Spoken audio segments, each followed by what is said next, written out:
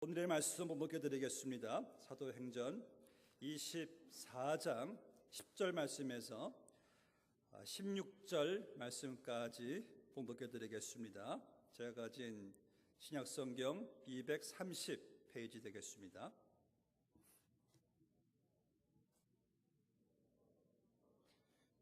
(24장 10절에서 16절) 말씀까지입니다. 총독이 바울에게 머리로 표시하여 말하라 하니 그가 대답하되 당신이 여러 해 전부터 이 민족의 재판장 된 것을 내가 알고 내 사건에 대하여 기꺼이 변명하나이다. 당신이 아실 수 있는 바와 같이 내가 예루살렘에 예배하러 올라간 지 12일밖에 안 되었고 그들은 내가 성전에서 누구와 변론하는 것이나 회당 또는 시중에서 무리를 소동하게 하는 것을 보지 못하였으니 이제 나를 고발하는 모든 일에 대하여 그들이 능히 당신 앞에 내세울 것이 없나이다.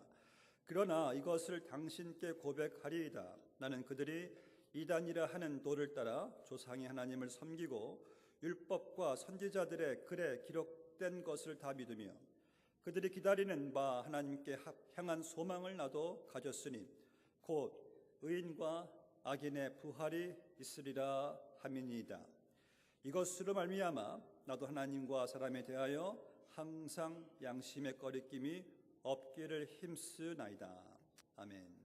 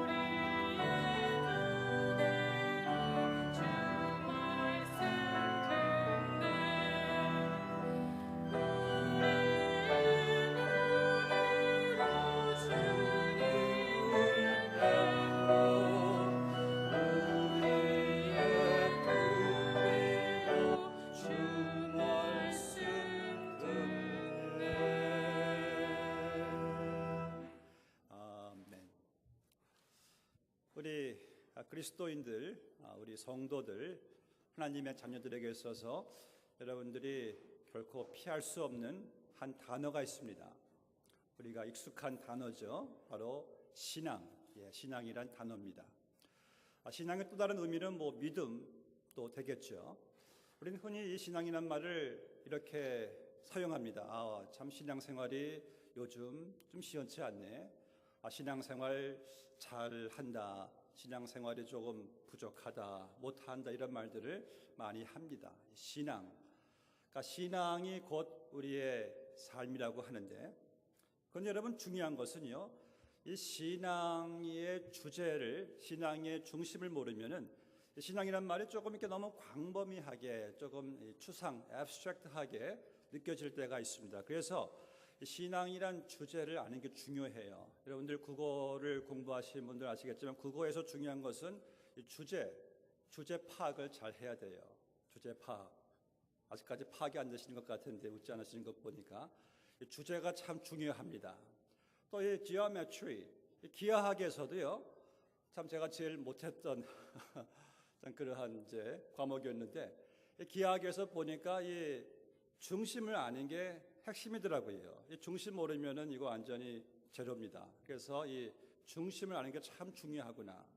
그렇다면은 이 신앙도 여러분들이 중심을 알고 신앙생활을 하셔야 돼요. 왜냐면은 중심을 모르시면은 우리 신앙이 너무 쉽게 잘 그냥 흔들려요. 견고하지를 못합니다.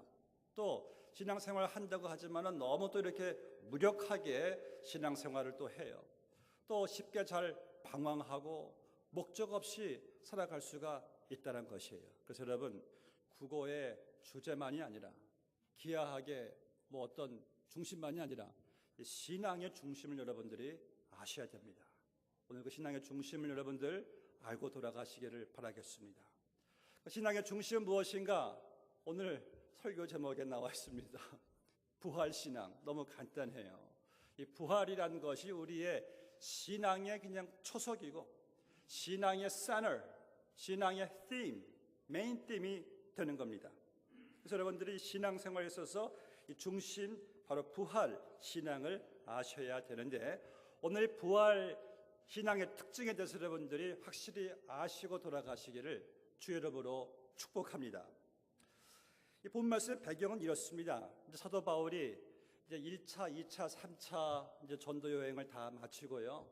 이제 예루살렘 그 본부에 돌아와서 본인의 선교 보고를 잘 하는 가운데 이 유대인들이 이 질투와 시기심 가운데 바울을 막 고소합니다. 나가 바울을 죽이려고까지 이제 바울을 재판 받게 하고 고소하는 그런 과정 속에서 오늘 바울이 이 벨릭스란 총독에게 재판을 받고 있어요. 그래서 본인이 믿고 있는 그 신앙을 바울이 변명을 하면서 자기의 신앙 중심이 무엇인가를 핵심을 오늘 말씀하고 있는 것을 보게 됩니다. 그래서 바울의 신앙의 중심은 바로 죽은 자의 부활, 이 부활을 강조하고 있는 것을 보게 됩니다.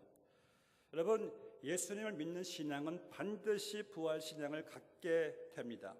저는 세상에서요, 많은 종교들을 제가 봅니다만 이 부활절 있는 종교는 저는 들어본 적이 없습니다. 놀랍게 기독교만이 부활절이 있어요. 여러분, 모하메드나 석가모니나 공자나 문선명이나 그들은 그저 무덤이 있을 뿐이에요. 그 어떤 종교 파운더 창시자들도 또 그들을 또 이렇게 또 숭배하는 그 추종자들도 감히 자기들의 그 교주 창시자들이 부활했다고 말할 수 없는 것이, 그렇게 말했다가는 역사 앞에서 그게 거짓이 탄로날 때는 종교도 끝이 나게 됩니다. 그런데 이 기독교의 부활, 지난 2000년 동안에 성경이 증명하고 역사가 증명하고 있는 것을 보게 돼요. 옥스퍼드 대학의 역사학자 토마스 아놀드가 이런 말을 했습니다. 나는 수년 동안 역사를 연구하면서 전해지는 사건들마다 그것이 사실인지를 확인하기 위해 기록한 여러 가지 문헌과 유물을 연구하며 고증하여 왔습니다. 그런데 많은 유명한 역사적 사건들 중에서도 예수님이 죽으셨다가 다시 살아나셨다는 사실보다 더 분명하게 증명이 되는 사건을 나는 본 적이 없습니다. 역사학자의 솔직한 그의 결론이에요. 또 한때 무신론자였던 영국의 사상가 학자였던 레럴스턴과 기버트 웨스트라는 분이, 이분들은 무신론자들인데 본인들 무신론을 좀 주장하기 위해서 예수님의 부활이 거짓임을 밝히려고 각자가 수년 동안 성경과 수많은 자료들을 다 수집해서 연구한 뒤 다시 만났을 때 서로 이런 고백을 했어요. 나는 더 이상 불신자로 머무를 수가 없다. 나는 연구를 통해서 예수님의 부활이 사실이라는 것을 발견했을 뿐 아니라 우리가 죄인 된 것을 발견했고 예수 그리스도를 영접해야 된다는 것을 깨닫게 되었네.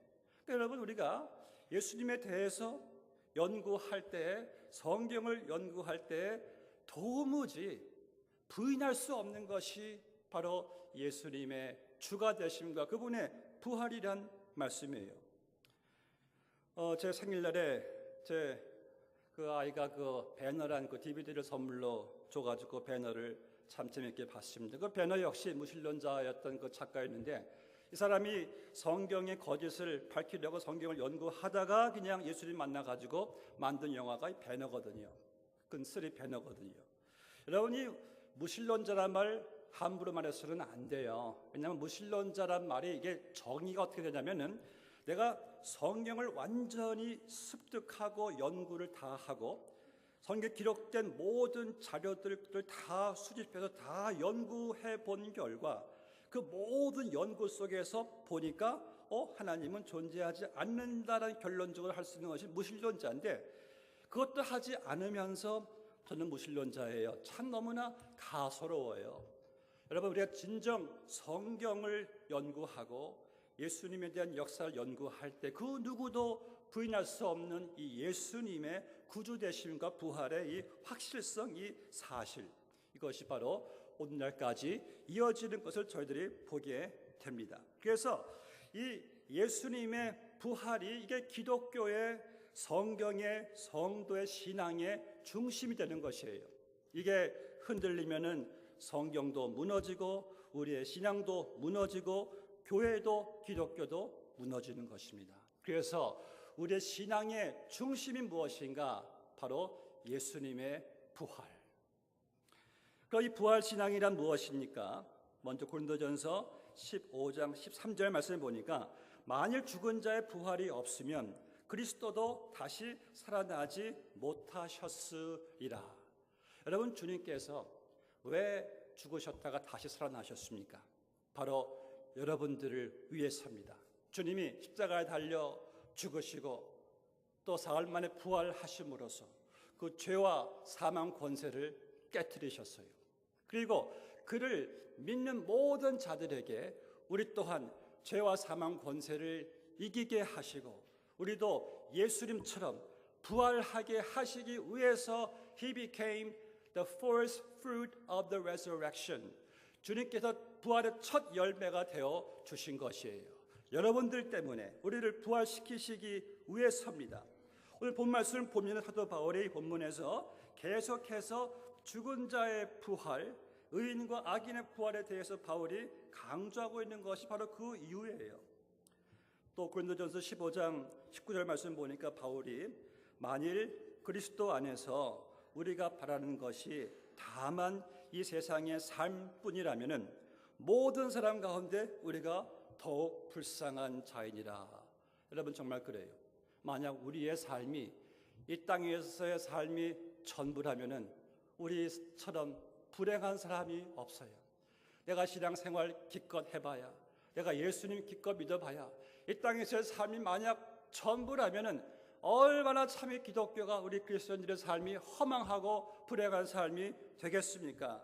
그러나 이 부활 신앙을 가진 성도들은 죽은 자의 부활, 그러니까 이 세상만이 아니라 오는 세상, 완전히 영원한 세상을 우리는 믿고 바라보는 부활 신앙을 가진 성도들이에요. 그럼 우리는 어떤 몸으로 그 영원한 세상에서 살게 될 것인가? 지금의 나의 몸, 아니면은 내가 죽을 때 그때의 몸이 다시 부활되는 것인가? 여러분, 우리는요 이 영화로운 몸, 영원히 썩지 않을 몸으로 부활하게 되는 거예요. 우리가 이 땅에 살아가면서요, 여러분들 몸 잘 관리하세요. 몸은 참 항상 솔직합니다. 이 관리하는 만큼 이게 나타나게 돼 있어요. 그런데 여러분, 이 몸에다가 소망을 두지 마십시오. 우리의 몸은요, 나이가 들어가면서 삐걱거리기 시작합니다. 쇠약해집니다. 이 허물어지는 것이 이 몸이에요. 제가 지난달에 모든 목회자, 장로님들, 권사님들 세미나에 좀 참석했는데요.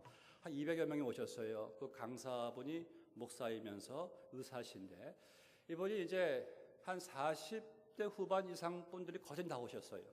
그래서 여러분 가운데 몸이 한 군데도 문제없는 분들 손 들어보세요. 신기하게 한 명도 없더라고요. 저도 못 들었죠. 야, 정말 이게 현실이구나. 우리 몸은 다 이렇게 점점 허물어져 가는구나. 이러면 이게 정상이에요. 그래서 이 땅에 살아가면서 우리는 이렇게 되다가 언젠가 몸의 기운이 다 쇠할 때 우리는 죽습니다. 그래서 이 땅에서 조금 누가 더 건강하고 오래 살고 다 보면은 다 거기서 그거고 50보 100보예요. 전에 제가 섬겼던 교회에 한 권사님이, 연세가 좀 드신 권사님이 이런 말씀하시더라고요. 목사님, 제가 죽고 나서 부활해도 이 나이에 이 나이든 얼굴에 이 나이든 이 뚱뚱한 몸으로 또 부활할 거 아니겠습니까? 권사님 무슨 말씀이십니까? 권사님 지금도 미인이시지만은 그때는 더 최고의 미인, 최고의 완전한 영화로운 몸으로 권사님 부활하실 거예요. 믿습니까? 아멘 그러시더라고요. 여러분, 우리가 그냥 죽었던 내 몸이 그게 재조립돼 가지고 어느 정도 이렇게 부활하는 그 정도가 아니에요. 성도의 부활이라는 것은요, 완전히 다른 차원의, 완전히 이것은 지금의 몸으로 상상할 수 없는 영화롭고 신령한 영원히 썩지 않을 몸으로, 여러분들 내 인생 최고의 몸 이상의 몸으로 여러분들이 부활하게 된다는 사실이에요. 이 사실을 바울의 15장 32절에서 말하죠. 죽은 자의 부활도 그와 같으니 썩을 것으로 심고 썩지 아니할 것으로 다시 살아나며 욕된 것으로 심고 영광스러운 것으로 다시 살아나며 약한 것으로 심고 강한 것으로 다시 살아나며 육의 몸으로 심고 신령한 몸으로 다시 살아나나니. 할렐루야, 아멘. 이럴 때는 아하 하셔야죠. 아하, 아멘, 할렐루야. 그렇구나. 여러분, 우리 성도에게 있어서요, 우리 예수님이 가져다 준 이 부활이란 선물, 이 부활이란 역사, 이보다 더 영광스러운 기업이 어디 있겠습니까? 저는 아까 찬양대가 찬양할 때 세상에 널리 전하세 할 때 가슴이 막 벅차오르는 것이, 우리가 세상에 널리 전할 이 예수님의 부활, 얼마나 참 놀라운 소식입니까? 그래서 우리는 부활절만 부활 생각하실 것이 아니라 날마다 여러분들 부활신앙으로 살아가야 할 줄로 믿습니다. 그래서 부활신앙이란 예수님의 성경적 부활의 역사성만 믿는 것이 아니라 그 예수님의 부활의 역사가 가져다 준 나의 부활도 믿는 것이, 이것이 바로 부활의 신앙인 것이에요. 다시 말해서 여러분, 이 땅에서의 삶이 전부가 아니란 것이죠. 바울이 말한 대로 성도인 우리 모두가 부활할 것임을 믿고 그 영원한 때를 소망하는 것이에요. 여러분, 솔직히 한번 말해보자고요. 사람이, 우리가요, 이 부활을 소망하지 않는다면은 이 땅에서 여러분 소망할 것이 솔직히 무엇이 있겠습니까? 이 땅의 부활 외에 사람들이 두는 소망은 다 보니까 별거 아니더라고요. 다 언젠가 부패되는 것이고 언젠가 다 썩어질 것이고 다 사라질 것을, 그렇지 않습니까? 그러니까 이 부활의 소망이 없으면 참 우리는 참 불행한 자입니다. 근데 세상 사람들은 이렇게 말하죠. 왜 그 먼 미래 것을 그렇게 걱정합니까? 지금도 이렇게 잘 살고 잘 먹고 발전하고 있는데 이 땅에서 삶이 전부니까 이렇게 말하죠. 그런데 솔직히 부활의 소망 빼놓으면은 세상에 둘 소망이 없어요. 세상이 결코 줄 수 없는 참된 영원한 소망이 바로 여러분들이 갖고 계시는 성도의 부활의 소망인 것입니다. 우리는 이 부활의 소망 가지고 우리는 세상의 어떤 경우에도 우리는 낙심하지 않아요. 우리는 어떤 환경과 어떠한 상황도 우리는 두려워하지 않습니다. 그것이 바로 부활 신앙을 가지고 있는 자들의 거룩한 배짱이고 여러분 담대함이 아니겠습니까? 이 초대교회 성도들 보면은요, 그들은 정말 모진 핍박과 그 박해 속에서도 그들은 순교할 수 있었던 그 비결은 무엇이었습니까? 바로 그 어떤 박해도 어떤 핍박도 빼앗을 수 없는 그 부활 생명 때문에 그들은 부활 생명 가지고 순교의 자리까지 갈 수 있었던 것이에요. 이 부활 신앙을 가진 여러분들은 그로 인해서 모든 것을 견딜 수 있는 힘이 있다는 말씀이에요. 이제 말씀해 보시면 사도 바울이 이제 이 부활 신앙을 가진 자로서 본인이 어떻게 그러므로 말미암아 어떻게 본인이 살고 있다는 것을 보여주고 있어요. 이 말은 어떤 말씀입니까? 여러분, 이 부활 신앙이라는 것은 그저 먼 미래에 주어지는 소망이 아니라 이 부활은요 지극히 내세적이면서 It is a matter of afterlife, but not only that. 그것은 또 지극히 현세적인 것이 present life. 이게 바로 부활 신앙이에요. 그래서 이 부활 신앙이라는 것은 그 부활이란 것이 지금의 나의 삶의 방식에 나의 삶의 철학에 사고 방식에 영향을 주고 변화시키는 것이 이것이 바로 부활 신앙의 진정한 의미란 것이에요. 그저 죽고 나서 부활하겠지가 아니라 그 부활의 그 신앙이 지금 내 삶 가운데 아주 역동적으로 내 삶을 변화시키고 막 움직이는 그런 파워가 다이내믹한 여러분 레서렉션 파워인 줄로 믿습니다. 이것을 바울이 말하고 있는 것이에요. 그래서 여러분 우리가 천국 소망, 영생 소망, 부활 소망을 믿는 자들은 이 땅에서 그냥 막 살아갈 수가 없어요. 부활 신앙을 갖고 있는 사람들은요. 16절 말씀 본문에 보시면 바울이 의인과 악인의 부활이 있음을 믿는 그러한 것으로 말미암아 이렇게 말하고 있습니다.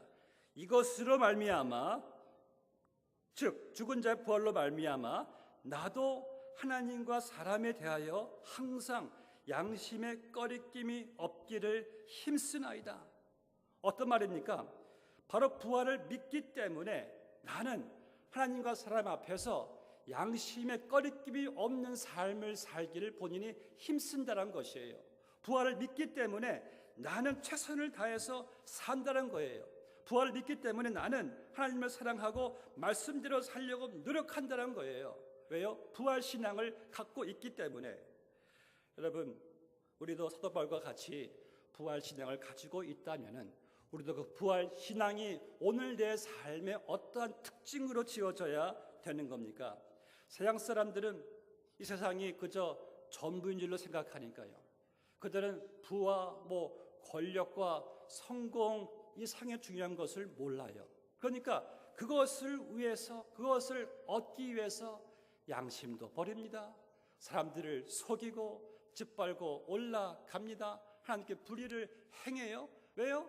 부활신앙이 없으니까 그것이 전부라고 생각하니까 그럴 수밖에 없어요. 그런데 부활신앙을 가진 성도들은 무엇을 얻고 성취하는 것보다 더 중요한 것이 있습니다.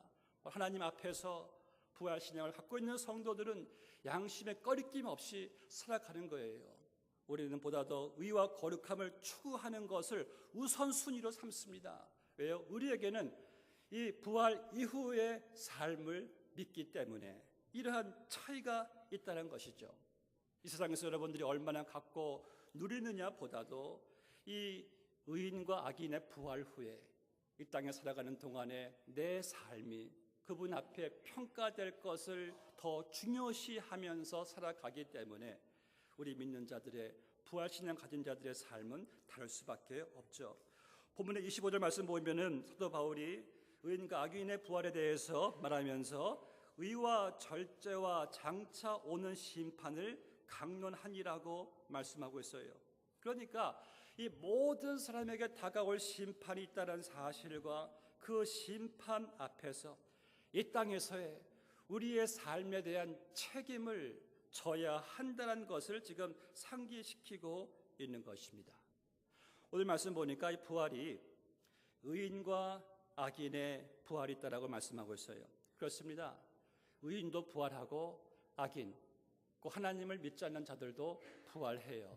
그런데요, 같이 부활을 하지만은 부활의 목적과 부활 이후의 삶이 완전히 구별되는 것을 보게 됩니다. 의인은 부활할 때에 의인은 죄에 대한 정죄가 없습니다. 죄에 대한 형벌을 받지 않아요. 의인은 부활 후에 우리 하나님께서 예비해 놓으신 그 완전한 축복의 상태로 들어갑니다. 왜요? 의인은 이미 예수 그리스도께서 죄값을 다 처리해 주셨기 때문에. 그런데 악인은 이 땅에서 죄값을 피할 수 있는 하나님의 은혜를, 십자가의 복음을 거부했기 때문에 악인은 부활 후에 죄값을 본인 스스로 페이한다는 것이, 이것이 바로 영원한 형벌이란 말씀이에요. 그럼 누가 의인이 되는 겁니까? 성경은 말씀하기를 믿음으로 말미암아 의롭게 되느니라. 예수 그리스도 나의 구주로 믿고 영접하는 자들은요, 예수님의 의로 옷 입은 자가 되기 때문에 예수님의 의의 공로에 힘입어서 우리는 부활하고 예수님과 함께 영생 복락을 누리게 되는 것이에요. 저는요, 여러분들 모두가요, 한 사람도 빠짐없이 이 우주가 생겨난 이상의 가장 그 위대한 그 자리, 그 순간에 저는 여러분들이 의인의 부활이 되시기를 주의 이름으로 축원합니다. 가장 중요한 우리 인생의 최대 결정적인 순간이기 때문에, 그래서 여러분, 예수 믿는 것이, 그것이 얼마나 참 복된 사실을 다시 한번 깨달으시기를 바라요. 그리고 사도 바울은요, 의인된 성도에게 영원한 형벌의 심판은 없지만은 이 땅에서의 삶이 평가를 받는 그리스도의 심판대에 대해서 말씀하고 있습니다. 그래서 예수님은 악인의 부활을 심판의 부활이라고 한 것이고 의인의 부활을 생명의 부활이라고 주님께서 말씀하신 것이에요. 그래서 성도에 대한 그리스도의 심판 때는 여러분들의 죄값을 치르게 하는 어떤 형벌의 정죄의 심판이 아니에요. 그런데 내가 받은 달란트를 어떻게 여러분들이 활용했는지, 내가 어떻게 믿음의 선한 싸움을 잘 싸웠는지, 얼마나 많은 열매를 맺었는지에 대해서는 상급을 주시기 위한 심판이 있다는 말씀이에요. 누가복음 14장 10절에서 말씀하십니다. 여러분 잘 들으세요. 또 자기를 청한 자에게 이르시되 내가 점심이나 저녁이나 베풀거든 벗이나 형제나 친척이나 부한 이웃을 청하지 말라. 두렵건대 그 사람들이 너를 도로 청하여 네게 가품이 될까 하노라. 잔치를 베풀려고 하거든 차라리 가난한 자들과 몸 불편한 자들과 저는 자들과 맹인들을 청하라. 그리하면 그들이 갚을 것이 없으므로 네게 복이 되리니 이는 의인들의 부활 시에 네게 갚음을 받겠음이라 하시더라. 의인들의 부활 시에 누가 갚음을 받습니까? 이 땅에서 내가 도로 다 받으려고 남에게 베푸는 것이 아니라 도로 받을 수가 없어요. 작은 소자입니다. 그러나 주를 위해서 한 자들은 의인들의 부활 시에 너에게 갚음을 받겠습니다. 그래서 여러분 너무 이 땅에서 갚음 받는 거 좋아하지 마세요. 주님도 여기에 대해서 두렵건대 저도 두려워요. 이 땅에서 여러분 받는 것보다도 저 천국에서 받는 것이 저는 가장 귀한 줄로 믿습니다. 그런데요, 사실이죠. 우리가 받은 구원도 하나님의 은혜지 않습니까? 그런데 내가 구원받고 나서 선행을 하는 것도 그것도 그리스도의 은혜로 말미암아 하는 것이기 때문에 사실 우리는 상급받을 이유가 없어요. 다 하나님의 은혜인데, 그렇지 않습니까? 그런데 너무 감사한 것은요, 하나님의 은혜로 구원하시고 은혜로 우리로 하여금 주의 일을 하게 하면서도 또 하나님께서 그것을 상급으로 주신다니까 이게 얼마나 참 이게 한량한 하나님의 은혜인지 모른다는 말씀이에요. 근데 여러분 동시에 우리는 지금도 이 주님께서 불꽃 같은 이 눈초리로 이 요한계시록 보니까 교회를 살피신답니다. 교회를 살피시고 각 사람들의 그 모든 행위를 주님께서 익히 아신답니다. 시편 149편 말씀 보니까 1절부터 여호와여 주께서 나를 살펴보셨으므로 나를 아시나이다. 주께서 내가 앉고 일어섬을 아시고 멀리서도 나의 생각을 밝히 아시오며 나의 모든 길과 내가 눕는 것을 살펴보셨으므로 나의 모든 행위를 익히 아시오니 여호와여 내 혀의 말을 알지 못하시는 것이 하나도 없으니이다. 하나님께서 여러분들의 말과 생각, 행동을 하나도 모르는 것이 주님께서 없다고 말씀하십니다. 우리 사람이 하루에 말을 하는데 일반인들이 하루에 말하는 그 분량이 그 책의 57페이지 분량 우리가 말을 한대요. 참 많은 말을 해요. 우리도 많은 말을 하고 우리는 그저 잊어버리겠지만은 성경은 예수님께서 말씀하시기를 내가 너희에게 이르노니 사람이 무슨 무익한 말을 하든지 심판날에 이에 대하여 신문을 받으리라고 말씀을 하셨어요. 사랑하는 성도 여러분, 우리가 이제 그리스도 안에서 성도된 우리 모두에게는 이제 부활 후에 여러분들은 이제 죄에 대한 죄의 정죄, 형벌, 저주 그 심판 우리는 없습니다. 하나님의 은혜예요. 그런데 내가 이 땅에 살아가는 동안에 주님께서 나에게 주신 이 인생이란 그 기회에서 여러분들이 그날 주님 앞에 서게 될 그날을 바라볼 때에 우리는 우리가 하는 행동과 말과 생각에 대한 거룩한 책임감을 느끼며 살아가야 한다는 말씀이죠. 이것이 바로 너희가 두려움으로 떨림으로 구원을 이루어가라는 주님의 말씀이기도 합니다. 이제 마지막으로 고린도전서 15장 말씀 보면은 이 15장은 여러분 완전히 부활장이에요.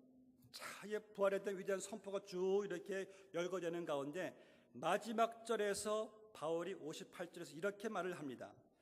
그러므로 내 사랑하는 형제들아 항상 주의 일에 더욱 힘쓰는 자들이 되라. 이는 너희의 수고가 주 안에서 헛되지 않은 줄 알미라. 자, 부활을 선포한 다음에 그러므로 내 형제들아 더욱 주의 일에 힘쓰는 자들이 되란 말씀이에요.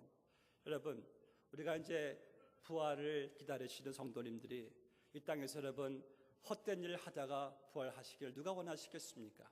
성경은 말씀하기를 헛되지 않은 일은 오직 한 가지, 주를 위해 힘쓰는 자, 주의 일을 하는 자들이라고 말씀하세요. 전에 부활 신앙을 몰랐을 때는요, 축복받는 것이 소원이었어요. 그런데 부활 신앙을 안 후에는요, 축복받는 것이 아니라 주님의 일을 많이 하는 것이 소원이 됐습니다. 이게 가치가 써지더라고요. 여러분, 그 철저하게 부활 신앙을 살았던 D.L. 무디의 신앙 고백을 저는 좋아하는데 이렇게 그분이 말했어요.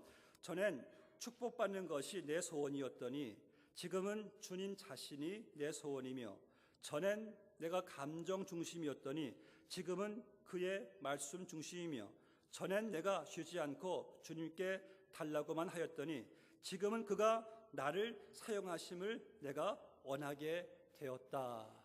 참 여러분, 이거 아름다운 부활신앙의 고백이에요. 정말 중요한 것이 무엇인지를 알게 된 성도죠. 사랑하는 성도 여러분, 우리에게 지금 다가오는 이 부활의 영광스러운 아침, 그 영광스러운 아침의 햇빛이 여러분 삼키지 못할 이 땅에서의 슬픔, 두려움 없습니다. 다 거기에 다 삼켜져 버려요. 그러나 그 부활신앙을 갖고 있는 성도들은요, 이 땅에 살아가면서 이 땅이 우리는 전부라고 생각하지 않아요. 지나가는 나그네 길입니다. 우리는 훗날 주님께서 다시 재림하실 때 그분과 함께 영생 복락을 누린 천국으로 들어가게 돼요. 그리고 그 부활신앙이 지금 현실이 아무리 고달프고 힘들다 해도 우리는 낙심하지 않아요. 나를 승리케 하시는 주님과 함께 우리는 또 전진할 수가 있을 줄로 믿습니다. 이 부활신앙 가진 성도들은 이제 양심의 꺼리낌이 없이 살게 됩니다. 이 땅에 있는 것이 전부가 아니기 때문에 여러분 더욱더 믿음 생활, 주의 일에 힘쓰세요. 왜냐하면 예수님 재림하실 때 가장 중요하고 헛되지 않은 것은 주의 일에 힘쓴 것밖에 없는 줄로 믿습니다. 여러분들 이러한 주의 힘쓰게 되시기를 주의 이름으로 축원합니다. 같이 기도하시겠습니다. 아버지 하나님 감사합니다. 이 땅에, 이 소망 없는 땅에 소망 없는 삶을 살아갔던 우리에게 부활되신 주님께서 이 땅에 오셔서 우리의 죄를 위해 십자가 달려 죽으시고 부활하심으로 말미암아 그를 믿는 우리 모두에게 부활의 생명을, 부활의 소망을 주심을 참으로 감사합니다. 이 소망 가지고 이 땅에 살아가게 하시니 이 얼마나 한량없는 하나님의 은혜입니까?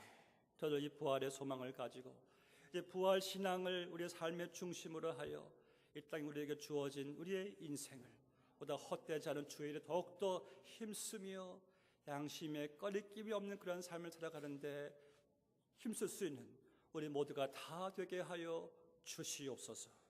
주여 감사하며 예수님의 이름으로 기도드리옵나이다. 아멘.